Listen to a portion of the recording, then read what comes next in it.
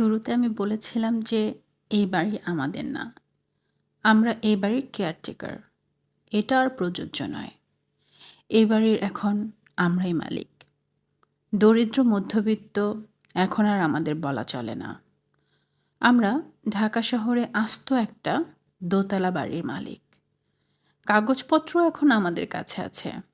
দানপত্র registry হয়েছে। আইনের কোনো ফাঁক নেই।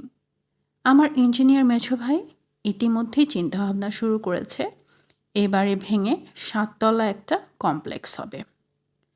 পুরো বাড়িটা হবে আরসিসির ওপর। একতলায় থাকবে গ্যারেজ, শপিং মল, লন্ড্রি, উপরে অ্যাপার্টমেন্ট। এই বিশাল কমপ্লেক্সের জন্যে বাড়তি কোনো ব্যাংক লোনেরও প্রয়োজন হবে না। কিছু কিছু অ্যাপার্টমেন্ট বিক্রি করে দিলেই টাকাটা উঠে আসবে। প্রায় 1 বিঘা জমির উপর বাড়ি।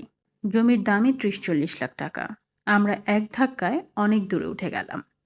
দূরে ওঠা মানুষদের কাছে পৃথিবী অনেক ছোট মনে হয়। আমাদেরও সেরকম মনে হওয়া উচিত ছিল। আমাদের সবারই আচার আচরণ এবং মানসিকতা খানিকটা হলেও বদলানো উচিত। আশ্চর্যের ব্যাপার, তেমন বদলালো না। বড় ভাই আগের মতোই একটা খবরের কাগজ হাতে নিয়ে পা নাচাতে লাগলেন। মা সবার সঙ্গে সমানে ঝগড়া করে যেতে লাগলেন। নিতু নিজেকে তরুণী হিসেবে জাহির করার জন্য আগের মতোই ব্যস্ত রইল। তবে কিছুটা পরিবর্তন যে হলো না তা না। যেমন হয়তো দেয়ালে পেরেক পুঁতছি। মা ছুটে এসে বললেন, এসব কি, দেয়াল জখম করছিস কেন? যেন এ বাড়ি এখন আর বাড়ি না, এটা এখন মানুষ। এর প্রাণ প্রতিষ্ঠা হয়েছে। এর দেয়াল জখম করলে এ ব্যথা পায়। অবশ্য এবারই মেজ ভাইকে বেশ খানিকটা বদলে দিল। একদিন দেখি গজফিতা নিয়ে জমি মাপামাপি করছে। সঙ্গে বিষণ্ণ চেহারার বুড়ো একজন মানুষ। আমি দোতলার জানালা থেকে দেখলাম মেজ ভাই হাত নেড়ে নেড়ে বুড়োকে কি যেন বলছে। একদিন আমাদের 3 ভাইকে নিয়ে তিনি একটা মিটিংও বসালেন। তার ভাবভঙ্গি থেকে মনে হলো গুরুত্বপূর্ণ মিটিং। দরজা ভিড়িয়ে নিলেন, তার গলার স্বর নিচে নেমে গেল। বুনো ভাই পা নাচানো বন্ধ করে বিস্মিত স্বরে বললেন, তুই এরকম করে কথা বলছিস কেন? তোর কি হয়েছে? Anything wrong? মেজ ভাই বিরক্ত স্বরে বললেন, কিছু হয়নি। আমি কি বলতে চাচ্ছি দয়া করে মন দিয়ে শোনো। এই যে প্রপার্টি আমরা পেয়েছি, এর ডেভেলপমেন্টের ব্যাপারে তোমরা কি ভাবছো সেটা প্রথমে আমি জানতে চাই। তারপর আমার কিছু কথা আছে যা আমি বলতে চাই। বুনো ভাই, প্রথমে তুমি বলো। বুনো ভাই উঠে বসতে বসতে বললেন, আমার কাছে মনে হচ্ছে আমরা একটা ফর্মাল মিটিং করছি। যদি তাই হয় তাহলে একজন সভাপতি ঠিক করা দরকার। কে হবে সভাপতি? আমি তোর নাম প্রস্তাব করতে পারি। করব? মেছো ভাই রাগী স্বরে বললেন, আজে বাজে কথা বলার আমি কোনো অর্থ দেখছি না। Let us discuss. বুনো ভাই বললেন, ডিসকাস করার আমি তো কিছুই দেখছি না। মঈনুদ্দিন চাচার মেয়ের কাছ থেকে এই বাড়ি নেওয়াই আমাদের উচিত হয়নি। কাজটা ভুল হয়েছে। কেন? চাচা যা করেছেন ঝোঁকের মাথায় করেছেন। তার যদি ক্যান্সার না হতো, মৃত্যু যদি তার সামনে এসে না দাঁড়াতো, তাহলে তিনি এই কাজ করতেন না। তিনি ঠিকই বাড়ি দেখতে আসতেন এবং বাড়ির কোনো কাজ হয়নি দেখে বাবার সঙ্গে রাগারাগি করতেন। হয়তো আমাদের বেরও করে দিতেন। মৃত্যুকে চোখের সামনে দেখে বেচারা সব এলোমেলো হয়ে গেল। তার এই দান গ্রহণযোগ্য নয়। মেঝো ভাই হতভম্ব গলায় বললেন, এসব তুমি কি বলছো? সত্যি কথা বলছি। পাগল অবস্থায় কেউ উইল করলে সেই উইল গ্রাহ্য হয় না। তিনি পাগল অবস্থায় বাড়ি দান করেছেন। এই দানও গ্রাহ্য নয়। উনি পাগল ছিলেন তোমাকে কে বলল? কেউ বলেনি, আমি অনুমান করতে পারি। পাগল মানে কি? পাগল হচ্ছে সেই মানুষ যার পক্ষে রেশনালি চিন্তা করা যে কোনো কারণেই হোক সম্ভব না। তুমি তাহলে কি করতে বলো? আমি ভাবছি বাবাকে বলবো বাড়িটা ওই মেয়েকে ফিরিয়ে দিতে। ওই মেয়ের হাতেও খুব টাকা পয়সা আছে বলে মনে হলো না। আমার ধারণা জমানো সব টাকা বাবার চিকিৎসায় খরচ করে ফেলেছে। ঢাকায় মঈনুদ্দিন চাচা আর একখানা বাড়িও করেননি। কাজেই আমাদের যা করতে হবে তা হচ্ছে মেয়েকে বলা, দেখো তানিয়া, তোমার বাবা মৃত্যুর আগে একটা কথা বলেছেন। সেই কথা নিয়ে তুমি ছোটাছুটি করছো। এই কথার কোনো মানেই নেই। এবারই তোমার। তুমি দয়া করে ফেরত নাও। চুপ করো তো। আমি তো চুপ করেই ছিলাম। তুই কথা বলতে বললি বলেই কথা বলছি। আমার এত কী দায় পড়েছে? তবে ব্যাপারটা নিয়ে আমি খুব চিন্তা করছি। তোমাকে এত চিন্তা করতে কেউ বলেনি। তুমি দয়া করে অজগর সাপের মতো শুয়ে থাকো আর পা নাচাও। তুই এত রেগে আছিস কেন? রেগে আছি কারণ তোমার মধ্যে কোনো ড্রাইভ নেই, উন্নতি করার কোনো ইচ্ছা নেই। আমি চাচ্ছি আমরা 3 ভাই মিলে একটা লিমিটেড কোম্পানি খুলে মাল্টি স্টোরেড বিল্ডিং প্রজেক্ট হাতে নিব।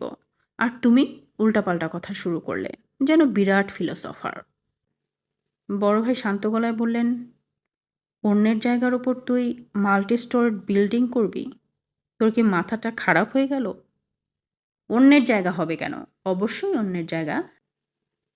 আগেই তো বললাম মঈনুদ্দিন চাচার এই বাড়ি আমাদের দেওয়ার বিন্দুমাত্র ইচ্ছা ছিল না।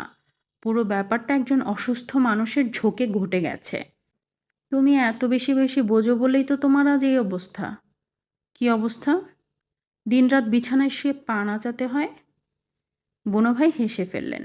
হাসতে হাসতে বললেন, ফাইনাল পরীক্ষার সামনে, মন দিয়ে পড়াশোনা কর। দিনরাত বাড়ি প্রপার্টি ডেভেলপমেন্ট মাথায় ঘুরলে তো তুই ফেল করবি। আমার পরীক্ষা নিয়ে তোমাকে চিন্তা করতে হবে না। আমি তো আর অসুস্থ না, আমি সুস্থ। আমি আমার নিজের ভালো মন্দ বুঝি।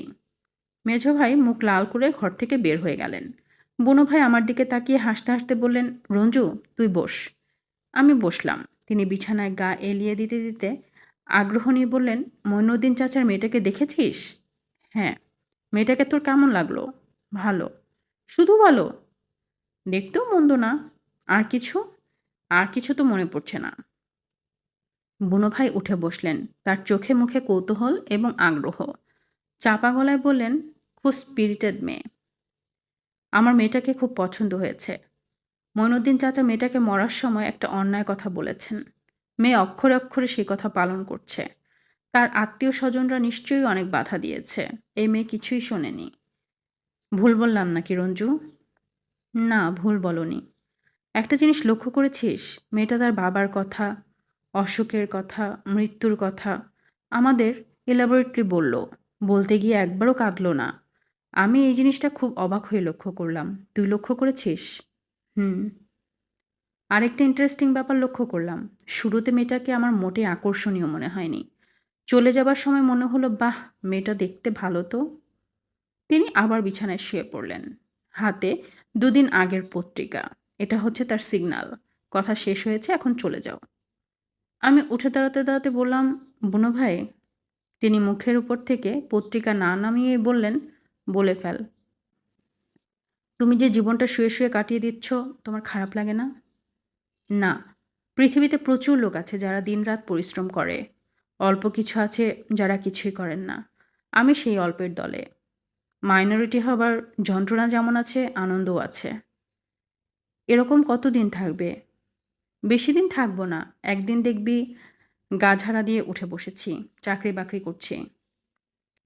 বুনো ভাই আমার দিকে তাকিয়ে চোখ টিপলেন, যেন আমাকে আশ্বস্ত করতে চান। আমি বললাম, বুনো ভাই যাই। যা, বাবার দিকে লক্ষ্য রাখিস। আমি বিস্মিত হয়ে বললাম, তোমার কথা বুঝতে পারছি না, কার দিকে লক্ষ্য রাখবো? বাবার দিকে লক্ষ্য রাখবি। আমার মনে হচ্ছে বাবার মাথায় গন্ডগোল হয়েছে। বুনো ভাই মুখের উপর থেকে পত্রিকা নামিয়ে হাসলেন। হাসতে হাসতে বললেন, এমনি বললাম, তোকে ভয় দেখালাম। বুনো ভাইয়ের কথা আমি পুরোপুরি অগ্রাহ্য করলাম না। বাবার দিকে খানিকটা লক্ষ্য করলাম। তেমন কিছু চোখে পড়ল না। সহজ স্বাভাবিক মানুষ। তাকে বাড়ির পেছনের ফাঁকা জায়গাটায় বেশিরভাগ সময় কাটাতে দেখা গেল। একদিন এগিয়ে গিয়ে বললাম, এখানে কি করছো? তিনি বিব্রত ভঙ্গিতে বললেন, কিছু না, বসে আছি। রোদে বসে আছো যে? এমনি, দাঁতে ব্যথা, এই জন্য। দাঁতে ব্যথা হলে কেউ রোদে বসে থাকে? চলো ডাক্তারের কাছে যাই। বাদ দে। বাদ দেবো কেন? চলো যাই। সেদিন বিকেলেই ডেন্টিস্টের কাছে নিয়ে গেলাম। ডেন্টিস্ট প্রথম দিনেই 2টা দাঁত টেনে তুলে ফেলল। সাধারণত ডেন্টিস্টরা তা করে না। প্রথমে কিছু ওষুধপত্র দেয়। মনে হয় এ ডেন্টিস্টের ধৈর্য কম। রিকশায় করে ফেরার পথে তাকিয়ে দেখি বাবার গাল ফুলে ঢোল হয়ে আছে। বাবা, ব্যথা করছে? হুম। এত তাড়াতাড়ি তো ব্যথা শুরু হবার কথা না। বাবা নিচু গলায় বললেন, শরীরের ব্যথা কিছুই না। শরীরের ব্যথার জন্য ওষুধপত্র আছে, ডাক্তার কবিরাজ আছে। মনের ব্যথার কিছুই নেই। কিছু নেই তাও ঠিক না বাবা, মনের অসুখের ডাক্তারও আছে। অসুখের কথা বলছি না, মনে ব্যথার কথা হচ্ছে। মনের অসুখ আর মনের ব্যথা দুই জিনিস। তোমার মনে কোনো ব্যথা আছে? থাকবে না কেন? আছে। সবার মনেরই অল্প বিস্তর ব্যথা আছে, আমারও আছে। কি নিয়ে ব্যথা? এই যে মঈনুদ্দিনের বাড়ি নিয়ে এত বড় অন্যায় কাজটা করলাম, বেচারার কাছ থেকে টাকা পয়সা এনে খরচ করে ফেললাম, রেলিং দিলাম না, ছাদে ঘর করলাম না, দারোয়ান আর মালির ঘরটাও হলো না। উনি তো আর সেই খবর পাননি। যখন বেঁচে ছিল তখন পায়নি, এখন পাচ্ছে। মৃত মানুষ সব জায়গায় দেখতে পারে, সব কিছু দেখতে পারে। সে তো এখন সব কিছুই দেখছে। এই যে আমরা রিক্সা করে যাচ্ছি, হয়তো সেও যাচ্ছে আমাদের সঙ্গে সঙ্গে। বাবা চুপ করে গেলেন। বুনো ভাইয়ের কথা মনে হচ্ছে পুরোপুরি ভুল না। বাবার মনের মধ্যে কোনো একটা গণ্ডগোল হয়েছে। আমরা যারা তার চারিদিকে ঘুরোঘুরি করি তাদের কারো চোখে পড়ছে না।